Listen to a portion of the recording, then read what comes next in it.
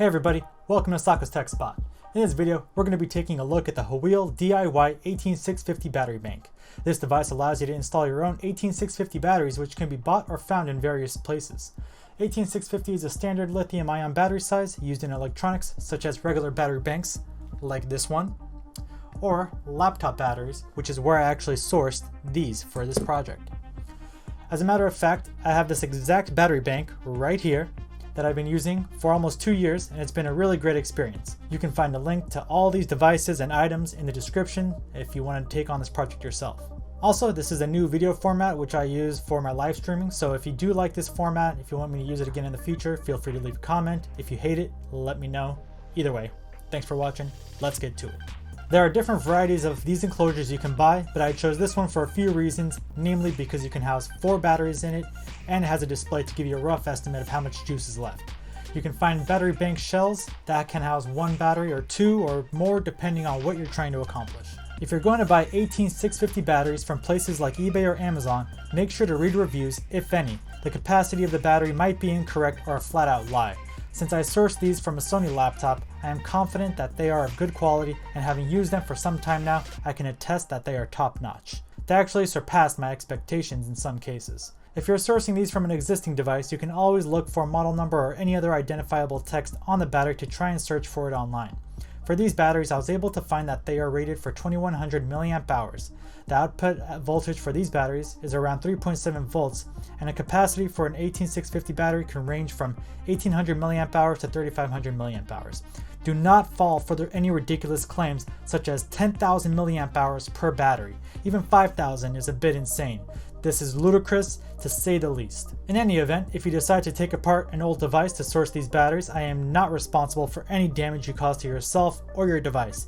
Taking apart electronics can be dangerous and should be done by someone experienced. Alright, now that we have that out of the way, let's put this one together. So like I said, this is the older one I had, and this is kind of what it looks like in its final form. But let's go ahead and take a look at the new one. Now this I got from eBay.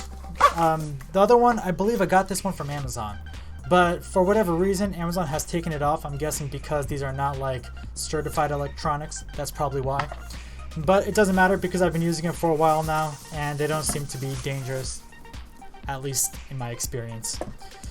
These batteries I have not used yet, so there's a chance that they are not charged. The great thing about these particular devices is that I can put as many batteries as I want into it and it will still work. So if you want to use 2 at a time, or 2 batteries at a time, you totally can. Or if you want to charge 2 while you use 2, you can also do that. The problem is if you do not have a dedicated charger for 18650s, similar to something like these AA chargers, they do have 18650 chargers which are basically like this, except they fit the right battery. If you don't have one of those, you will have to use the shell to charge your batteries. So that's going to be for you to figure out. They have 2 USB Type A ports on top. One of them is labeled 2 amps and the other is labeled 1 amp. I tested these and they output the same amount. So I was getting anywhere from 900 milliamps to 1500 plus milliamps. It doesn't really matter per se. If you're looking for quick charging, you might actually have to get a dedicated bank from a reputable person like one of these. I think this one has quick charging on it. But something like Anker, they have battery banks that have the quick charging capability. This one does not. This is super simple. This device slides open just like that, and we'll just put these in. So we got 2 of them in here now. Let's see if there's any sort of charge. There is actually. Look at that. These batteries still hold a charge. So yeah, as you can see, I only put 2 of them and it's working just fine. And that's pretty much it. There's no clips or anything. It slides open and closed. It says it could be up to 10,000 milliamp hours, but that really depends on what you're putting in here. If I have 4 of them in here, each one is 2100 milliamp hours. That's going to be 8400 milliamp hours total. And it seems to be that way because this lasts for a long while when I charge it. Charging, super simple. Just plug it in to the micro USB on top and you're off to the races. You'll see it doing its thing here. And that's how you know it's charging. Once it hits the 100, it'll be doing the flashing thing. I don't think it turns solid. I never really monitored all the way to the end, but the 100 might be blinking while it's charged fully. It works great. Let me show you this one. This one has a full charge. And although this new one is the one I really wanted to demonstrate, I'm going to show you on the old one just to save time. Now we're going to do a quick speed test. So I'm going to bring my phone in. I'm using the Samsung S9 Plus. A little bit dated, but it should work just fine for our use case. I'm going to be using an application called Ampere to do this test. And all that does is it tells you how much current is either being drawn or being released when you're not using a charger. So here you go. Let me bring it a little closer. So you can see it's climbing.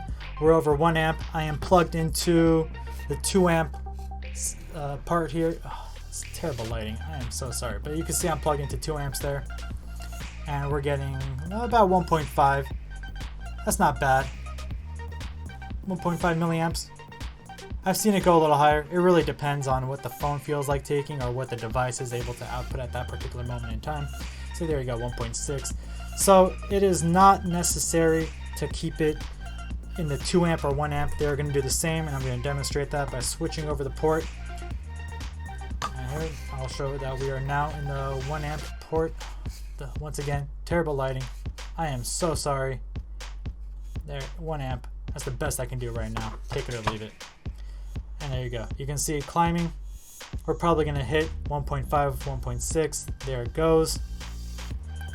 And as you can see, it's pretty much the same. It's drawing the same amount of power from both.